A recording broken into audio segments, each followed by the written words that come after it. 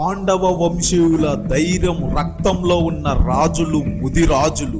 ప్రపంచంలోనే ఆది మానవుడు జాంబవంతుడు అయితే ఆ తర్వాత ప్రజలను పాలించిన రాజులు ముదిరాజులు. ఇకపోతే ముదిరాజు వంశంలో 2 కులాలు ఉంటాయి. 1 తెలగ, 2 బెస్త. తెగువ తెగించి పోరాడే పటిమ ఉన్న జాతి మన ముదిరాజ్ జాతి. వీరి కులవృత్తి చేపలు పట్టుట. ముదిరాజుల కులదైవం అడవిలో ఉండే పెద్దమ్మ తల్లి. వారి వంశం పాండురాజుల వంశం.